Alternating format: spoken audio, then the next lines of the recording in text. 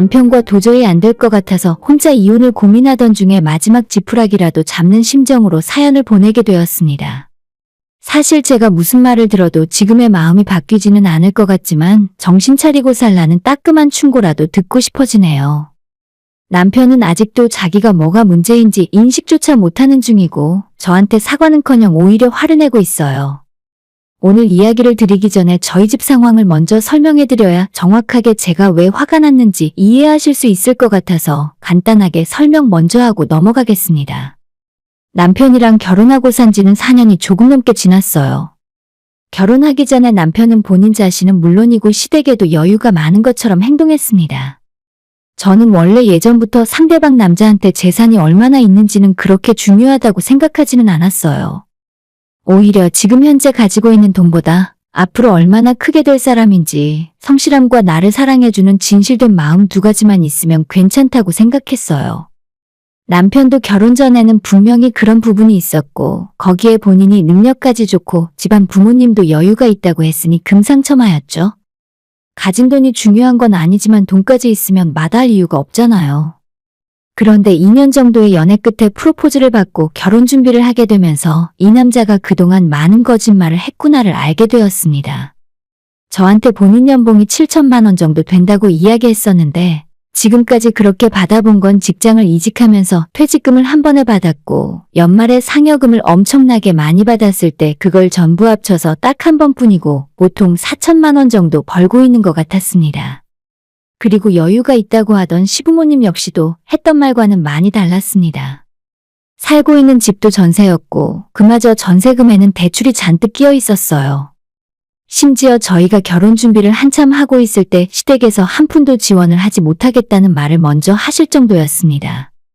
처음과는 이야기가 많이 달라지긴 했지만 제 생각은 변하지 않았어요.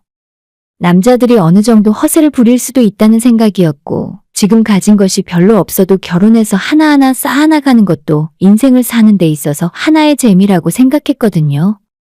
무조건 모든 것을 다 갖춰서 결혼해야 행복한 것이 아니잖아요. 저는 남편보다 조금 더 많이 벌고 친정부모님 형편도 시댁보다는 훨씬 나아요. 제가 결혼하기 전에 따로 모아둔 돈만 5천만 원 정도 갖고 있었는데 원래 제 부모님이 시집 갈 때 혼수 지원을 해주시겠다고 미리 말씀을 하셨거든요. 이래저래 3천만 원 정도는 필요한 것을 전부 사주시겠다고 하셨지만 시댁에서도 아무런 지원을 받지 못하는데 친정부모님한테만 손을 벌리는 것도 조금 염치 없는 짓인 것 같아서 제가 거절했습니다. 남편이 대출을 받아서 전셋집을 구하기로 했고 저는 제가 갖고 있는 돈으로 혼수를 맞추기로 해서 결혼하고 살기 시작하게 된 거죠. 솔직히 이번 일이 있기 전에도 결혼 생활이 평탄치만은 않았어요. 우여곡절도 많았고 남편이랑 커다란 의견 충돌로 다툰 적도 있었습니다. 하지만 이번 일만큼 답도 안 나오는 경우는 정말 처음이네요. 남편이 작년에 저한테 갑자기 투자를 하자는 소리를 하더라고요. 여보, 월급만 모아서 언제 부자 되겠어? 우리 지금부터라도 부동산 투자해보자. 별로 큰 돈 필요하지도 않대. 건물주 소리 듣고 살 수 있다니까. 어디서 뭘 보고 왔는지 밑도 끝도 없이 투자를 하자고 하길래 아직 우리 집도 없고 결혼할 때 전세 대출 받은 것도 다 못 갚았는데 무슨 투자냐고 황당해했었죠. 그래도 남편이 포기할 줄을 모르고 지금이 기회라며 가만히 월급이나 모으고 대출만 갚고 있으면 남들보다 뒤처져서 거지가 될 거라고 했습니다.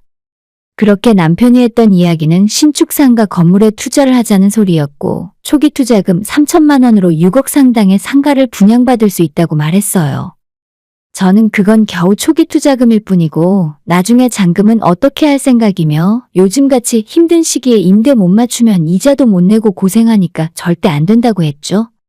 남편은 최소 250만 원 이상 월세를 무조건 받을 수 있는데 이 기회를 놓쳐서 분양을 안 받으면 멍청한 짓이라고 화를 냈습니다. 아마 그때가 남편과 제가 결혼 이후로 가장 크게 싸웠던 날이고 만약에 끝까지 상가 분양 이야기를 계속하면 나랑 이혼하고 맘대로 하라 했습니다. 이혼 이야기까지 나오니 남편도 더 이상 할 말이 없는지 입을 꾹 다물더라고요. 그 뒤로 다시는 제 앞에서 부동산 투자 이야기는 꺼내지도 않았고 저도 남편에게 별다른 이상한 점이 보이질 않아서 안심하고 살았습니다. 그런데 몇 달 전 추석이 지나고 얼마 지나지 않아서 남편이 술을 잔뜩 먹고 들어와 저보고 큰일이 났다며 이제 우린 어떻게 하냐 오는 소리를 하더라고요. 깜짝 놀라서 대체 무슨 일이냐고 물어보니 남편이 작년에 저와 싸운 뒤에 저한테 이야기 안 하고 몰래 상가 계약을 하고 왔답니다. 저는 금시초문이었고 전혀 예상하지도 못해서 깜짝 놀랐어요.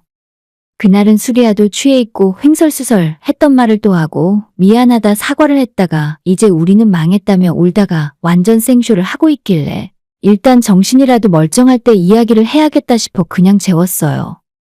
남편이 술에 잔뜩 취해 코를 드릉드릉 골고 있는 모습을 보니 속에서 천불이 올라오는 기분이 들었습니다. 분명히 그때 상가부동산 투자를 하고 싶으면 나랑 이혼한 뒤에 하라고 이야기했는데 거짓말까지 해가며 몰래 사고를 친 것이 너무나도 괘씸했습니다. 남편은 속 편하게 자고 있었지만 저는 잠이 오질 않더라고요. 뜬 눈으로 밤을 지새우다가 도저히 안 되겠다 싶어 잠들어 있는 남편의 핸드폰 내역도 뒤져보고 혹시라도 상가 계약서라도 집안 어디에 숨겨놨나 싶어서 남편의 컴퓨터 방을 샅샅이 뒤져보기도 했어요. 하지만 역시나 아무런 증거가 나오지도 않았고 생각해보면 계약금이 3천만 원이라고 했었는데 그럴 만한 돈이 남편에게 있지도 않았습니다. 저희 결혼할 때 남편이 가지고 있던 현금을 모두 전세금 보태는데 사용했고 그래도 돈이 모자라서 1억 5천이나 은행 대출을 받았었거든요. 그 이후로 결혼 생활하면서 남편과 제가 공동으로 통장을 관리했고 10,000원짜리 한 장 어디에 어떻게 쓰이는지 전부 상대방이 확인할 수가 있었어요. 남편이 따로 자기 용돈을 쓰긴 했지만 그 돈을 아무리 열심히 모은다고 해도 300만 원 모으면 엄청 잘 모은 것 같은데 3천만 원을 용돈으로 모으는 건 말도 안 되는 소리였죠. 이런 생각 저런 생각을 혼자 하다가 저는 결국 한숨도 못 자고 뜬 눈으로 밤을 새웠고 다음날 아침 일찍 잠들어 있는 남편을 흔들어 깨웠습니다. 남편은 아직 술이 덜 깬 건지 잠이 덜 깬 건지 일어나서 한동안 정신을 못 차리길래 꿀물까지 한 잔 타서 가져다 주고 어젯밤에 나에게 했던 이야기가 대체 무슨 소리냐고 다시 물어봤죠. 그러자 남편은 무슨 소리인지 모르겠다고 상가 투자라니 전혀 모르는 일이라며 끝까지 발뺌을 하더니 제가 계속 따져 물어보고 이번에 이야기 안 했다가 나중에 문제가 되면 그땐 뒤도 안 돌아보고 이혼이라고 말했습니다. 이혼 이야기가 또 나오자 남편은 심각한 얼굴이 되어 한참 고민을 하다가 결국 입을 열었습니다. 작년에 저희가 싸우고 상가 투자를 포기하고 있었는데 아무리 생각해봐도 너무 좋은 기회인 것 같아서 시부모님 명의를 빌려 계약을 진행하게 되었답니다. 대출도 받아야 하고 명의를 빌려 쓰는 일이니 시부모님도 동의를 하신 상태에서 일을 진행했더라고요. 분양받았을 때는 분양가 5억 5천 정도의 계약금을 3천만 원을 받았고 나머지는 전부 대출을 받아서 할 수 있었답니다. 상가 측에서도 좋은 위치의 상권이라서 완공만 되면 대형 프랜차이즈 카페나 약국, 병원 같은 매장이 들어오기로 되어 있으니 세입자 받는 건 일도 아니라며 안심시켰죠. 그렇게 일이 진행되었고 중간에 한번 공사비가 올라서 이래저래 부대 비용까지 합치면 총 금액이 6억 5천이 되었답니다. 여기까지만 듣는데도 이미 골치가 띵하게 아팠는데 진짜 문제는 이제부터예요. 상가 완공이 코앞에 다가왔지만 가장 모기 좋은 코너 자리 1층조차도 임대가 나가지 않았고 건물 전체가 텅텅 비어있는 상황이었어요. 남편이 분양받은 자리가 1층도 아니었고 위치도 그렇게 좋은 편이 아니라서 당연히 임대 문의조차 한 번 들어온 적도 없답니다. 요즘 자영업 시장에 찬바람이 쌩쌩 불고 바로 옆 건물에도 망해 나가는 사장님들이 수두룩이라서 임대 문의 현수막이 이곳저곳에 걸려있는데 월세가 훨씬 높게 책정된 남편 건물에 사람이 들어올 리가 없었죠. 들리는 소문으로는 워낙 분양이 힘들어서 막판에 악성 물건은 건물주 측에서 직접 끌어안고 공사를 진행하게 된 거라는데 중간에 공사비 문제로 몇 번 중단되기도 했고 이래저래 좋지 않은 상황인 건 맞았어요. 완공도 되기 전에 건물이 통째로 경매에 넘어간다는 소문도 있었고 남편도 그동안 저한테 말은 못했지만 시부모님과 함께 발을 동동 구르고 있었더라고요. 당장 시댁집 전세보증금과 지금 저희 살고 있는 집 보증금을 빼서 합치더라도 그 돈 다 갚지도 못해요. 당장 임대 맞추는 것도 힘든 상황인데 남편과 시부모 수중에 잔금 치를 돈은 없고 그동안에 이자조차 갚기 힘들어서 완전히 망해버린 상황이었죠. 남편에 대해서 화가 난 건 둘째치고 일단 이 문제를 어떻게든 해결해야겠다는 생각에 날이 밝는 대로 남편을 끌고 분양받았다는 그 건물로 뛰어갔습니다. 건물 자체는 공사가 끝난 상황이나 마찬가지였는데 1층부터 꼭대기까지 들어오기로 된 매장이 한 손에 꼽을 정도였어요. 건물 관리하는 사람도 만나서 이야기를 들어보고 근처의 부동산에 가서도 이야기를 들어봤는데 요즘 경기가 너무 안 좋아서 임대인 맞추는 게 쉽진 않을 거랍니다. 제 꿈 중에 하나가 건물주였지만 이런 식으로는 도저히 아니었죠. 무리해서 이리저리 돈 빌리고 대출을 땡겨서 그 말도 안 되는 상가를 끌고 가는 건 자폭하는 것과 마찬가지였고 어떻게든 손해를 좀 보더라도 팔아치우는 것이 낫겠다는 생각이었습니다. 언제 임대가 맞춰질지 장담도 안 되는 상황에서 매달 나가는 은행이자만 해도 정말 감당이 안 될 것 같았어요. 남편이 초기에 시부모님 돈을 빌려서 계약한 3천만 원에 그동안 이자만 해도 2천만 원 정도에 달했고 부동산에서는 그런 걸 전부 저희가 다 손해로 떠안고 나서도 마이너스 피로 최소 2천에서 3천은 더 얹어줘야 인수하겠다는 사람을 찾을 수 있을 것 같다고 말을 했습니다. 한마디로 지금까지 손해본 돈은 한 푼도 못 건지는데 거기에 피 같은 생돈을 3천만 원이나 우리가 줘야 팔 수 있는 상황이었죠.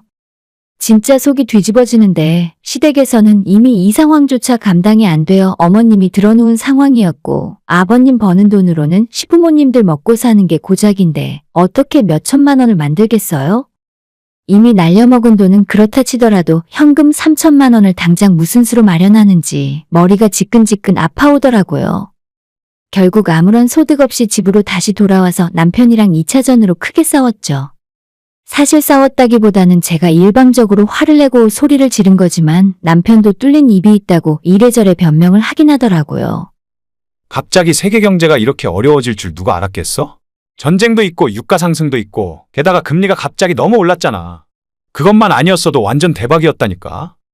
더 이상 말을 섞기도 싫었고 저는 남편에게 당신이 알아서 이 문제를 해결하지 않으면 진짜 이대로 끝이고 이혼이라고 최후 통첩을 날렸습니다. 남편은 우리가 결혼하고 지금까지 매달 80만 원씩 전세 대출을 갚았으니까 아마 전세금을 담보로 새로 대출을 받으면 3천만 원 정도는 받을 수 있지 않냐며 또다시 대출을 받자고 말했습니다. 겨우겨우 지난 3년 넘는 시간 동안 대출 조금씩 갚으며 살았는데 그걸 다시 처음으로 되돌아가자고요? 저는 내 집 마련도 못하고 평생 시부모처럼 전세나 쫓겨다니며 살라는 말입니까?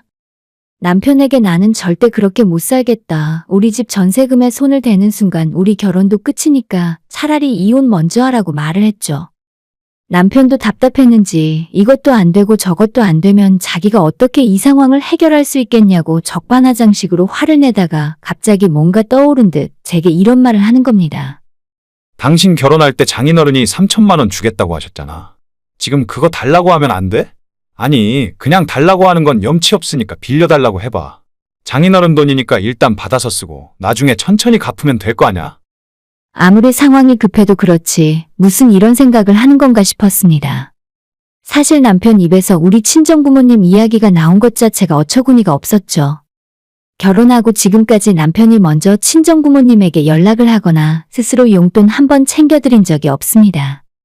명절에도 시댁에 갔다가 친정에 가자고 하면 세상 똥 씹은 얼굴로 제 부모님이 묻는 말에 겨우 단답으로 대답하는 인간이에요. 친정부모님 생신이라 같이 밥이라도 먹으러 가자 이야기하면 용돈 한 번 준비한 적도 없습니다. 그런 인간이 자기 급하다고 처갓댁에 3천만 원을 빌려오라고 하는 게 사람 맞나요?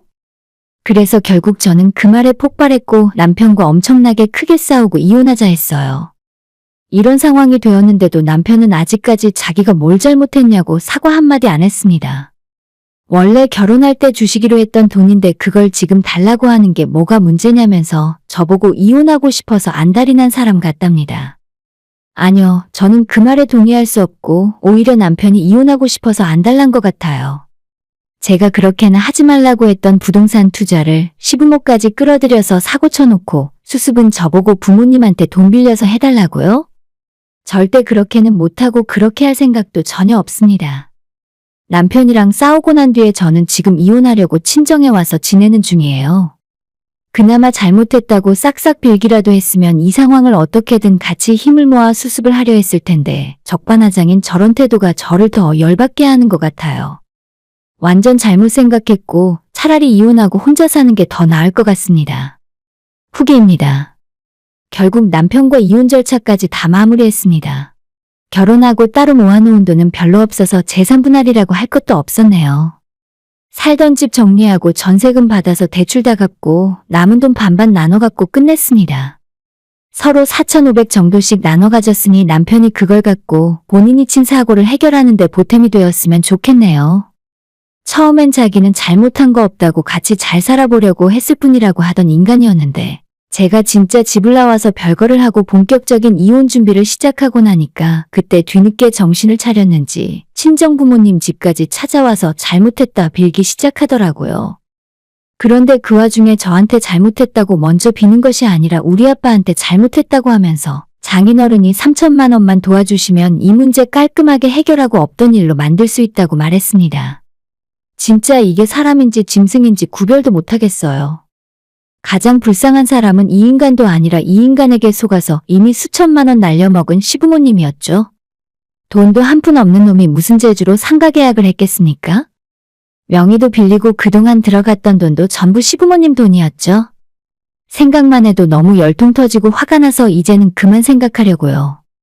작년에 아이를 가질까 고민하다가 딱 1년만 더 돈을 모아서 집부터 사야겠다 생각했는데 차라리 안 갔길 천만다행인 것 같아요. 저한테 더 큰 피해 오기 전에 여기서 잘 끝낸 것 같고 앞으로는 좋은 일만 있었으면 좋겠습니다.